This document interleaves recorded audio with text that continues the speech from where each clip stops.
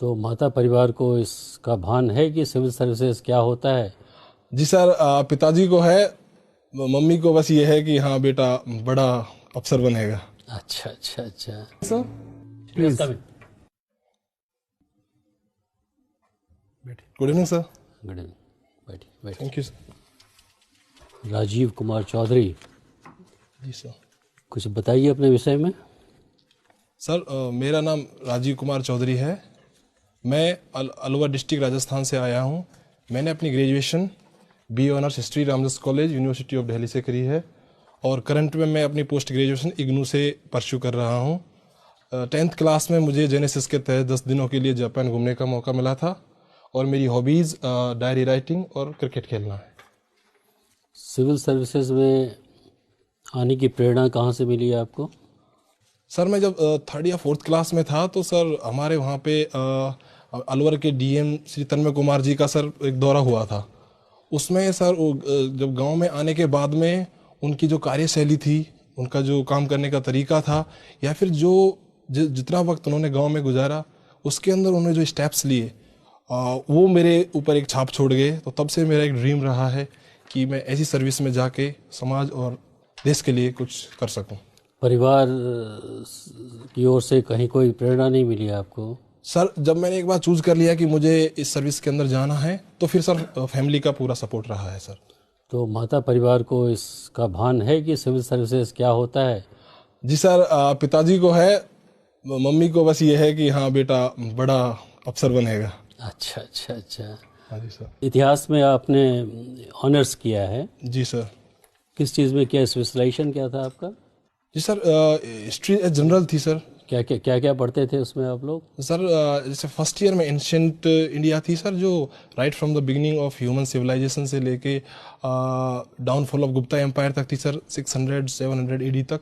उसके बाद second year के अंदर मेडिवल पीरियड था सर, जो 700 एडी से स्टार्ट होके downfall of the Mughal empire 18th century तक। उसके बाद सर थर्ड ईयर के अंदर पूरा मॉडर्न हिस्ट्री और वर्ल्ड हिस्ट्री सर ये पढ़ाई की थी। कहा जाता है कि Gupta empire was a golden age, Gupta age was a golden age. जी सर। आप सहमत हैं इस बात से? जी सर, किसी भी पीरियड को इस तरीके से कैटेगराइज करने में थोड़ी समस्या होती है, क्योंकि हर सोसाइटी में, हर समाज में कुछ पॉजिटिव्स होते हैं, कुछ नेगेटिव्स होते हैं सर। गुप्ता एम्पायर के अंदर अगर कला के क्षेत्र में, साहित्य के क्षेत्र में देखा जाए तो बहुत ही उम्दा कार्य हुए हैं जो अभी तक हमें प्रेरित कर रहे हैं, विश्व को प्रेरित कर रहे हैं। लेकिन सर कुछ ऐसे डायमेंशंस थे जैसे कास्टिज्म हो गया, या फिर शूद्राज की जो स्थिति थी, महिलाओं की स्थिति सॉरी और डाउनफॉल हुई, तो वो ऐसे एरियाज हैं जो इस पीरियड को स्वर्णिम काल कहने में न्यायोचित नहीं हो सकता सर। अच्छा अच्छा। आप 10 दिन की जापान यात्रा भी कर चुके हैं। जी सर। जापान का कौन सा चीज़ सबसे ज़्यादा प्रभावित किया आपको? Sir education. थोड़ा और बताएंगे इस पर? जी सर, हमें सर 2 दिन के लिए मोरियोकाचू हाई स्कूल करके है सर, वहाँ घूमने का मौका मिला था। तो वहाँ पे एक जो होलिस्टिक डेवलपमेंट जिसकी हम बात करते हैं कि स्टूडेंट्स को एक होलिस्टिक एजुकेशन प्रोवाइड की जाए, वो सारा हमें वहाँ पे सर कुछ देखने को मिला। जैसे कि क्लासेस रेगुलर होती थी, उसके साथ में वोकेशनल ट्रेनिंग स्टूडेंट्स को राइट फ्रॉम द बिगिनिंग दी जाती है। कार मेकिंग, वॉच मेकिंग, ये सारी वर्कशॉप्स वहाँ पे लगी हुई हैं। इसके अलावा स्पोर्ट्स का भी फैसिलिटी बहुत शानदार थी। ये इसके अलावा जो सबसे अच्छी चीज़ लगी सर, जो कल्चर के प्रति उनका डिवोशन है, डेडिकेशन है, कि अपनी कल्चर को हम खोएं नहीं, उससे हम दूर नहीं हो। इसके लिए जो ट्रेडिशनल टी मेकिंग काफ़ी फेमस है सर जापान की, तो लोगों को टी मेकिंग वहाँ पे सिखाई जाती थी। तो ये चीज़ें ऐसी लगी मुझे कि जापान के ह्यूमन कैपिटल में बहुत बड़ा रोल एजुकेशन प्ले करता है। जापानीज लैंग्वेज को कभी समझने की कोशिश की या कोई मौका मिला? हाँ जी सर। सर वहाँ पे गए थे तो कुछ शब्द हमें बोला गया था कि आप कोशिश कीजिए जिससे लोगों से थोड़ा इंटरेक्ट हो सकें। तो जैसे sir thank you very much को एरिगेतो गोजाइमाशु बोलते हैं, हेलो को कोनिचिवा करके बोलते हैं। तो ऐसे कुछ शब्द हैं सर जो। अच्छा अच्छा अच्छा।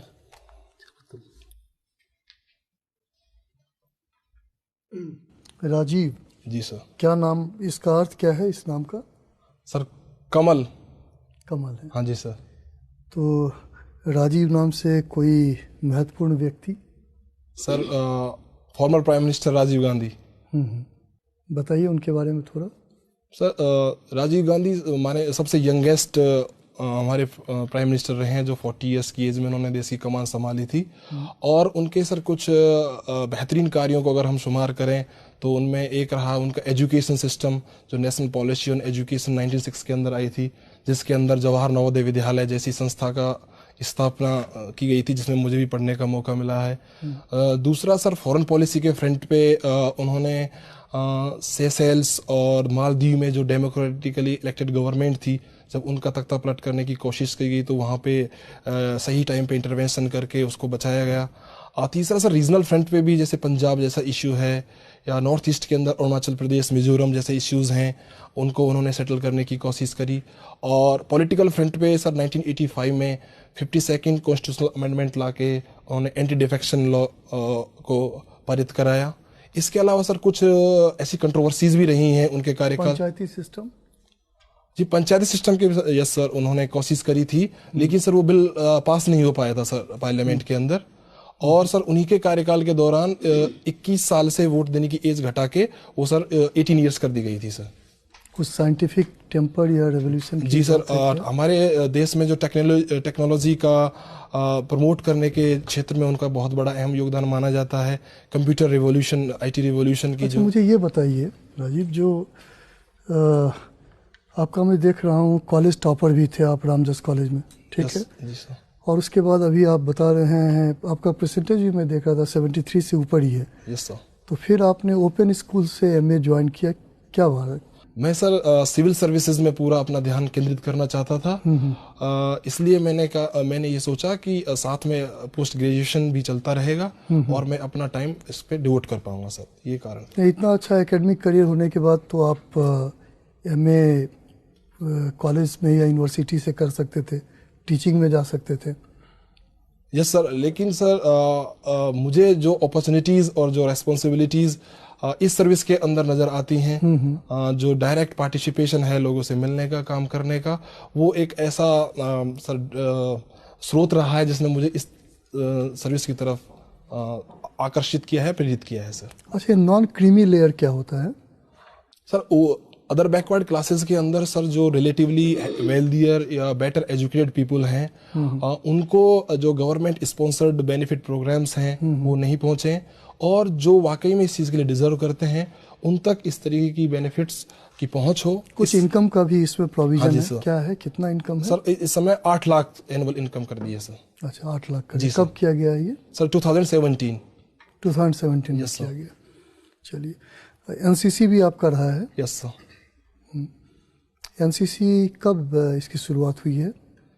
Sir 1948 sir. 1948 yes sir. क्या है इसका मोटो, क्या है? सर एकता और अनुशासन। एकता अनुशासन है।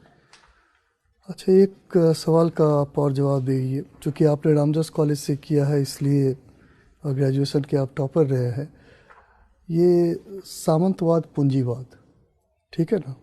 Yes sir. अगर हम एक के पतन और दूसरे के राइज की बात करें तो इसके लिए क्या कुछ सिद्धांत हैं क्या? जी सर।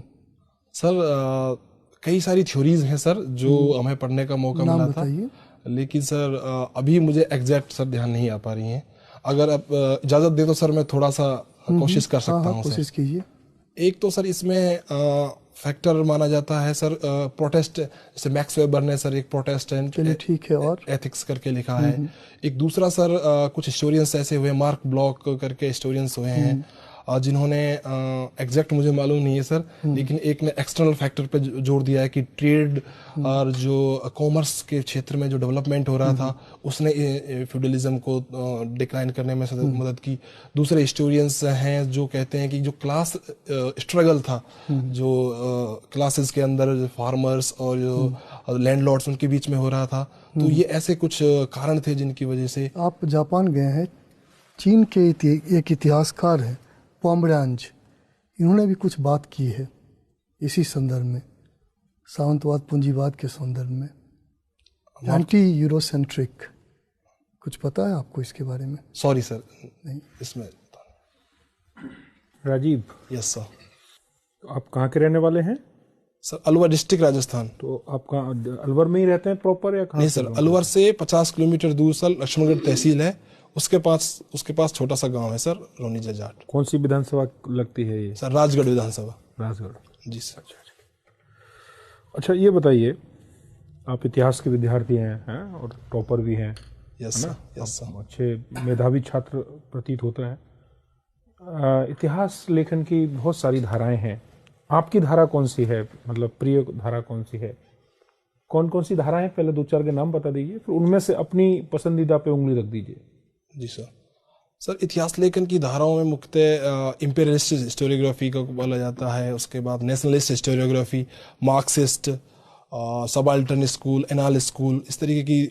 आपकी कौन सी इन सब में आपको सबसे ज़्यादा, जो आपको ज़्यादा प्रिय हो, सिस्टमेटिकली या साइंटिफिकली, या किस विचारधारा से आप, मतलब इसमें आपकी प्रिय कौन सी है इतिहास लेखन? अगर आपसे पूछा, मैं आपका नज़रिया जानना चाह रहा हूँ।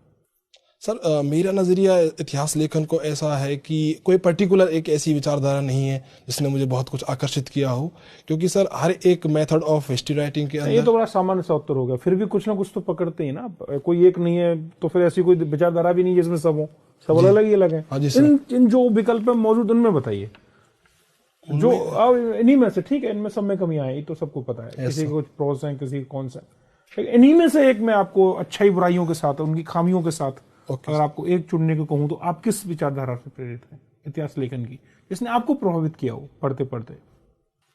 Sir subaltern school company. आपको कौन है सबाल्टर्न स्कूल के फाउंडर, कौन है सबाल्टर्न स्कूल के? सर फाउंडर में Rodney Hilton, E.J. Hobsbawm, E.P. Thompson, जो 1960s के दौर में वर्ल्ड लेवल पे माने जाते हैं। हॉब्सबॉम ने सबाल्टर्न पे लिखा है? हाँ सर, कुछ नहीं सर, मतलब उनका दूसरे मार्क्सिस्ट हिस्टोरियोग्राफी में भी उनका नाम आता है। तो फिर सबाल्टर्न कहाँ हुए वो? नहीं सर, कुछ ऐसे एरियाज हैं उनके जो। आप श्योर हैं कि? नो सर, सॉरी सर, मैं श्योर नहीं हूँ। हॉब्सबॉम सबाल्टर्न हिस्टोरियन है? सॉरी सर, मैं श्योर नहीं हूँ। अच्छा, तो क्या है इसका दर्शन, क्या है सबाल्टर्न का? 2 लाइन में बता दीजिए sir. History from below, people's history, grass root level की हिस्ट्री मानी जाती है। क्या तो क्या जो हिस्ट्री फ्रॉम बिलो तो नेशनलिस्ट में भी है, सभी लोग बताते हैं, किसान आंदोलनों का जिक्र सब करते हैं, आदिवासी आंदोलनों का जिक्र करते हैं, श्रमिक आंदोलनों को। ऐसा नहीं कि राष्ट्रवादी लोग ये नहीं कहते कि श्रमिक आंदोलन जैसी कोई चीज वजूद में नहीं थी। जी सर। फिर कहाँ से अलग है सबाल्टर्न? सर इसमें जो पॉइंट ऑफ व्यू जो रहता है बेसिकली लिखने का, वो जो हिस्टोरिकली मार्जिनलाइज्ड ग्रुप्स हैं, लाइक पीजेंट्स, विमेन, वो हैं, वो नेशनलिस्ट में भी हैं। जी सर। अंतर सबाल्टर्निज्म कहाँ पैदा कर दिया? सर जिस गहराई के साथ और जिन बिंदुओं पे सर ये फोकस करते हैं, उतना नेशनलिस्ट हिस्टोरियन सर एक सरफेस जिसे कहते हैं, सतही तौर पे। 2 समकालीन सबाल्टर्न इतिहासकारों का नाम बता सकते हैं? सर इंडिया लेवल पे तो सर शाहिद अमीन, ज्ञान पांडे, और सर 2 ही ध्यान आ रहे हैं। रणजीत गुहा का नाम सुना है? यस सर, रणजीत गुहा का नाम। हाँ जी सर, नाम सुना। मैडम आप? नेशनलिस्ट हिस्टोरियंस को सतही कह देना कितना हद तक सही है? जी मैम, सर ने जिस कॉन्टेक्स्ट में सवाल पूछा था उसके हिसाब से पर्टिकुलरली जो मार्जिनलाइज्ड ग्रुप्स हैं उनके ऊपर ऐसा गहराई से जितना काम सबाल्टर्न ने किया है उतना नेशनलिस्ट हिस्टोरियोग्राफी नहीं दिखता है, तो उस हद तक सतही कहना मेरे हिसाब से सर मैम वाजिब होगा। अच्छा, आपके यहाँ आपके घर में आपके पिताजी खेती करते हैं? हाँ जी मैम। अच्छा, खेती ही आपके घर का आर्थिक संबल खेती से ही होता है? जी मैम। अच्छा, आपने भी खेती की है कभी? Ma'am as such active involvement तो नहीं हो पाया है, क्योंकि मैं 6th क्लास से बाहर पढ़ रहा हूँ मैम, तो छुट्टियों में जाता हूँ, तो ऐसा इन्वॉल्वमेंट नहीं रहा है मैम ओवरऑल। अच्छा, और आपकी माताजी भी खेतों में जाती हैं काम के लिए? हाँ जी मैम, पिताजी के साथ जाती हैं। तो माताजी के नाम पे एक जमीन भी है, खेत भी है? नहीं मैम। होना चाहिए? Yes ma'am. तो क्यों नहीं करवाया अभी तक आपने? मैम इसका कारण ये है कि मुझे इसीलिए ही IAS बनना है, ताकि ऐसी सोच बदल के मैं सबसे पहले जो आप कह रही है यही काम करूँ। क्योंकि अभी तो मैम क्या होता है कि आप कह भी दीजिए कि पिताजी देखिए ठीक नहीं है, मम्मी के नाम से भी कुछ होना चाहिए, सारा कुछ आपके नाम से होता है, KCC किसान क्रेडिट कार्ड होता है जो भी आपके नाम से है सारा कुछ, तो बोलते हैं कि कलेक्टर अगर बन के बोलेगा तो मान भी लूंगा, अभी नहीं मानूंगा।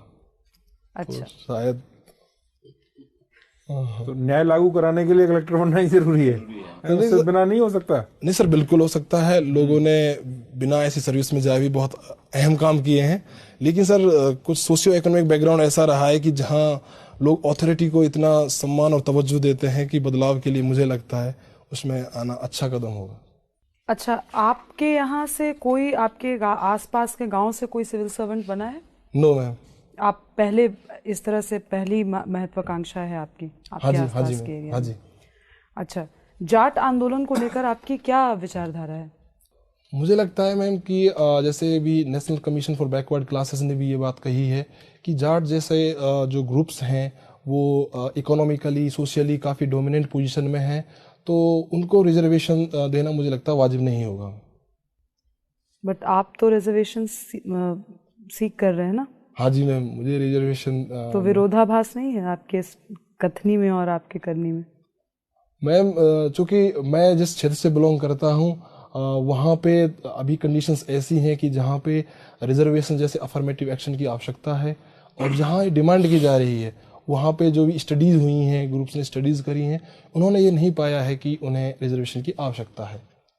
अच्छा, चलिए आप डीएम बन जाते हैं, आपके एरिया में चुनाव चल रहे हैं और चुनाव के दौरान एक 48 घंटे पहले से बंद हो जाता है सारा प्रचार प्रसार। जी मैम। पर आपको ध्यान में आता है कि एक आरजे है जो रेडियो पे लगातार किसी एक पॉलिटिकल पार्टी के अगेंस्ट प्रचार कर रही है, और जिस पॉलिटिकल पार्टी के अगेंस्ट प्रचार कर रही है उस पॉलिटिकल पार्टी को आप भी पसंद नहीं करते, कंप्लेन आपके पास आती है, आप क्या करेंगे इस सिचुएशन में?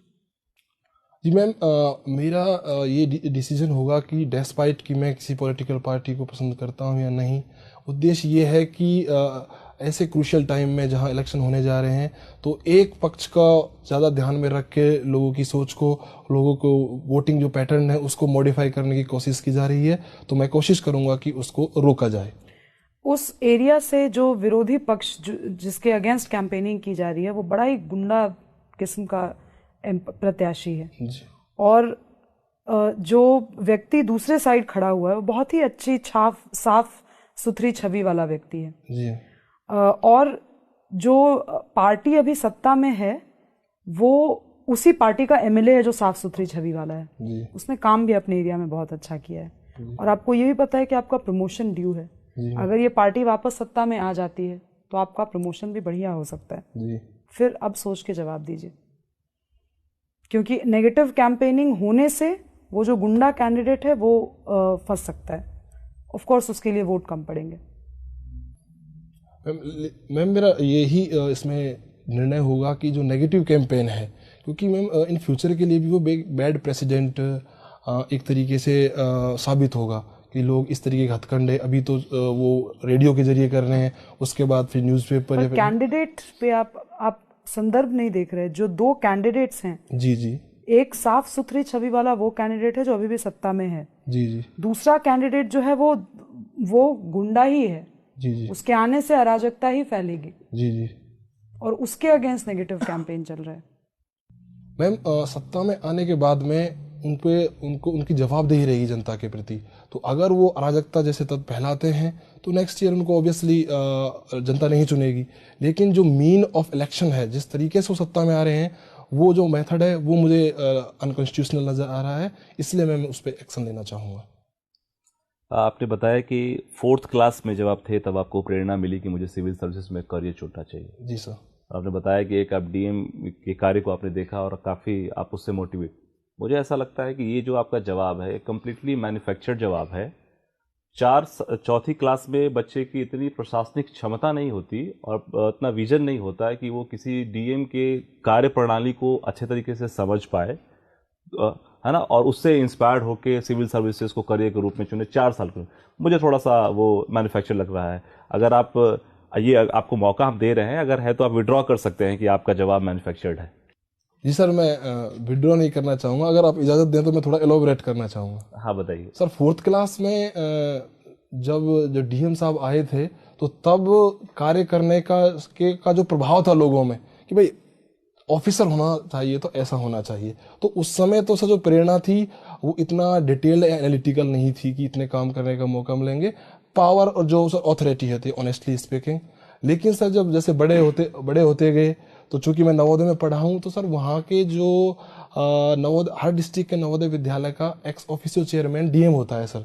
तो हर ईयर उसको इंस्पेक्शन के लिए उनको वहाँ पे स्कूल में आने का मौका मिलता था।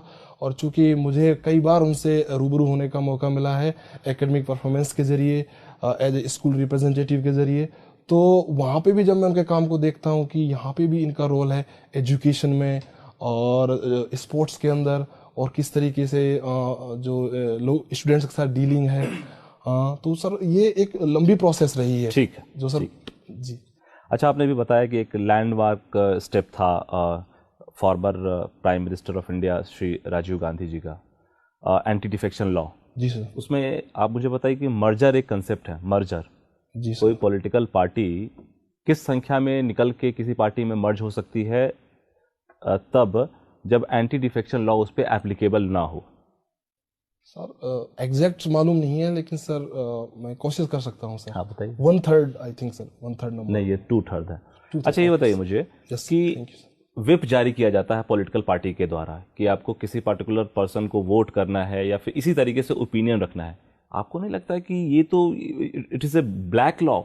एंटी डिफेक्शन लॉ के माध्यम से जो क्रिटिकल डिबेट और डेलिबरेशन का एक माहौल है पार्लियामेंट में, उसको विशिएट किया गया। आप इसको कह रहे हैं कि लैंडमार्क था, ये तो ब्लैक लॉ है।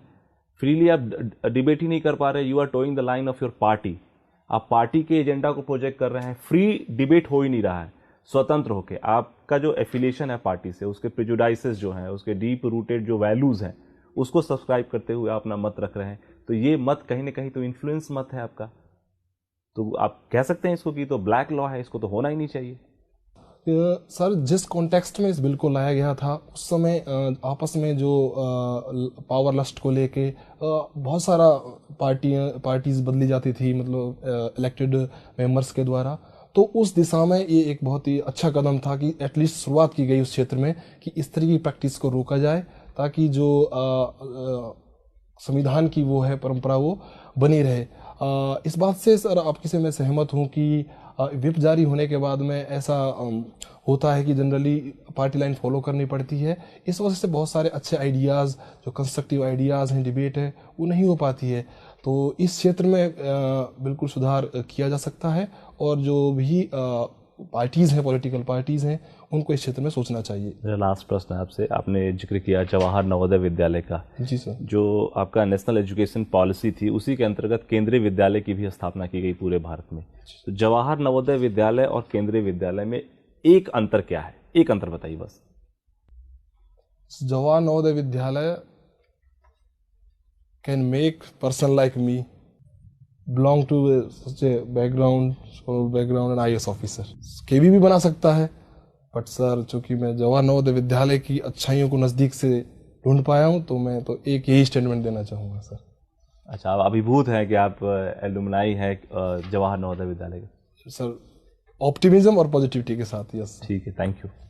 Thank you sir. आप राजीव जी, आप डिबेटर भी रहे हो, ओलंपियाड में भी आपने पार्टिसिपेट किया है। Yes sir. 1 मिनट का मैं वक्त देता हूँ आपको। आप दहेज व्यवस्था पर, भारत में एक सामाजिक कुरीति है, इसके आप अगेंस्ट में 1 मिनट के लिए बोलिए।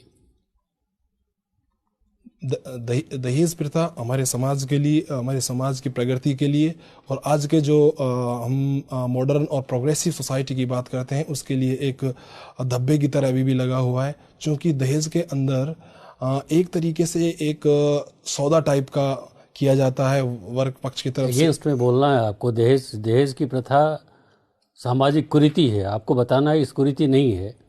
अच्छा सर, कुरीति नहीं, सॉरी सर, मैं क्वेश्चन थोड़ा सा। ठीक, कोई बात नहीं, कुरीति नहीं है सर।